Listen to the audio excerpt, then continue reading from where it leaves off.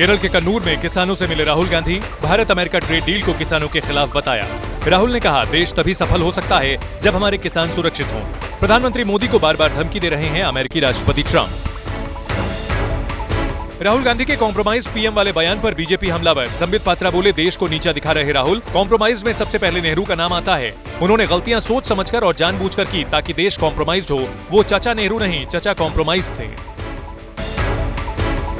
केंद्रीय मंत्री चिराग पासवान का राहुल गांधी को जवाब। कहा, राहुल प्रधानमंत्री का जितना विरोध करेंगे उनकी लोकप्रियता उतनी ही बढ़ती जाएगी। कांग्रेस पीएम का विरोध करते करते इतनी अंधी हो गई है कि वो हमारे देश का विरोध करने लगी है, इसे कोई बर्दाश्त नहीं करेगा।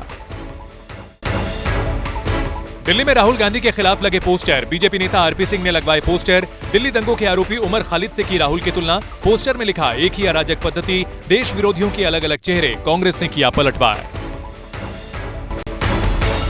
बिहार के अररिया में गृह मंत्री अमित शाह का बड़ा बयान। बोले, घुसपैठियों को चुन चुनकर देश से बाहर निकालेंगे। 2030 तक सभी घुसपैठिए होंगे बाहर। अमित शाह ने बंगाल चुनाव में भी बीजेपी की जीत का किया दावा। कहा, सबसे पहले करेंगे बाड़बंदी। अमित शाह के घुसपैठिए वाले बयान पर तेजस्वी यादव का पलटवार। कहा, बिहार में कोई घुसपैठिया नहीं, लेकिन अगर कोई घुसपैठिया आया भी है तो ये केंद्र और राज्य सरकार की चूक है।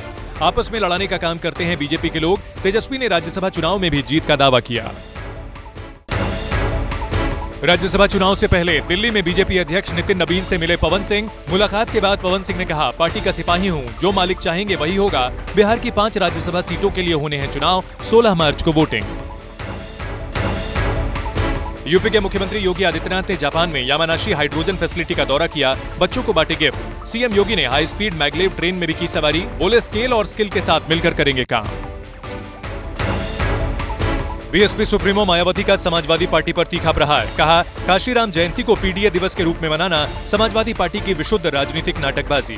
एसपी और बीजेपी एक दूसरे की पूरक। मायावती ने कांग्रेस पर भी कटाक्ष किया। यूपी चुनाव 2027 को लेकर ओम प्रकाश राजभर का बड़ा बयान। ओवैसी की पार्टी ही बंद कर देगी अखिलेश यादव की दुकान।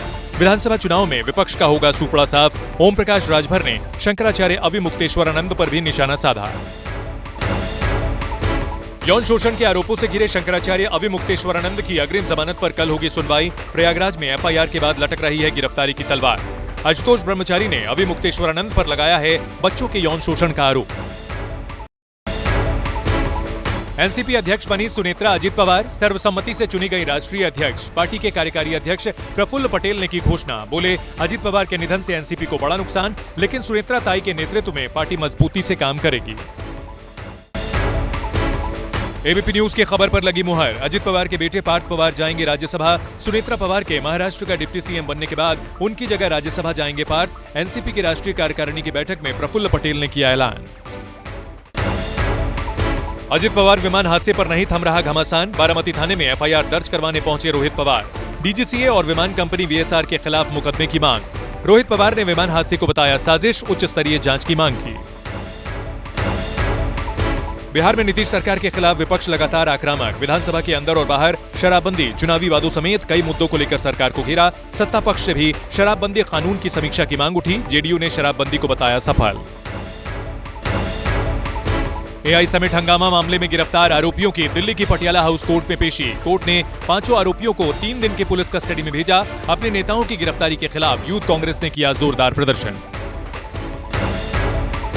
भारत और इजरायल के बीच रक्षा व्यापार समेत हुए कई अहम समझौते। प्रधानमंत्री मोदी बोले, हमारे रिश्ते समय की हर कसौटी पर खरे उतरे। आतंकवाद के लिए दुनिया में कोई जगह नहीं। हम आतंकवाद और उनके समर्थकों का विरोध करते हैं और आगे भी करते रहेंगे। प्रधानमंत्री मोदी और इजरायल के पीएम बेंजामिन नेतन्याहू के बीच द्विपक्षीय वार्ता। दोनों नेताओं के बीच रक्षा व्यापार समेत कई मुद्दों पर चर्चा। प्रधानमंत्री मोदी ने इजरायली राष्ट्रपति के साथ भी मुलाकात की। याद वाशिम स्मारक में होलोकॉस्ट के शहीदों को श्रद्धांजलि दी। कल से भारत के 4 दिन के दौरे पर आएंगे कनाडा के पीएम मार्क कार्नी। सोमवार को प्रधानमंत्री मोदी से मुलाकात करेंगे। दोनों नेताओं के बीच कई अहम मुद्दों पर होगी बात। 2023 में कनाडा में खालिस्तानी आतंकी की हत्या के बाद दोनों देशों के रिश्तों में आ गया था गंभीर तनाव। किताब विवाद पर सुप्रीम कोर्ट की फटकार। एनसीईआरटी को भेजा कारण बताओ नोटिस। सीजेआई जस्टिस सूर्यकांत ने कहा, न्यायपालिका की गरिमा को बनाए रखना जरूरी। हम अधिकारियों को सिर्फ माफी पर जाने नहीं दे सकते। 11 मार्च को होगी मामले की अगली सुनवाई।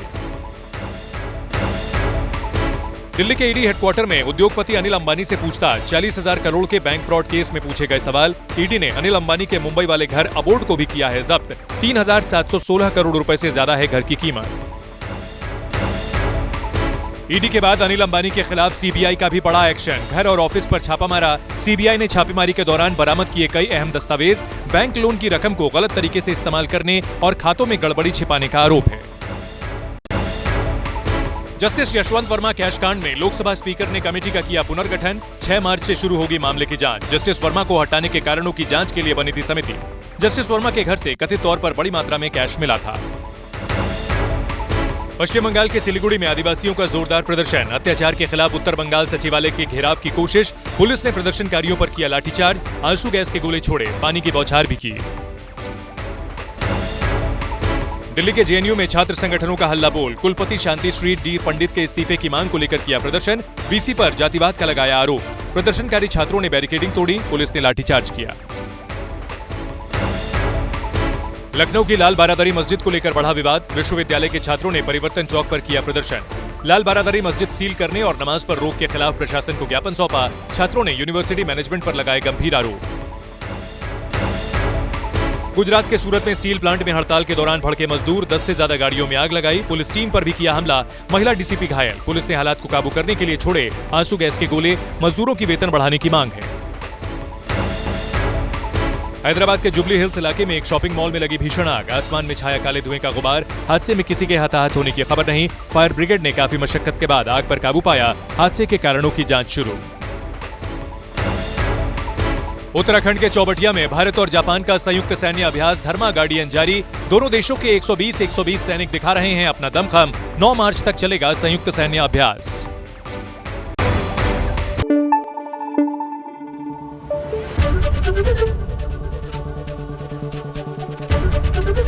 एबीपी न्यूज आपको रखे आगे।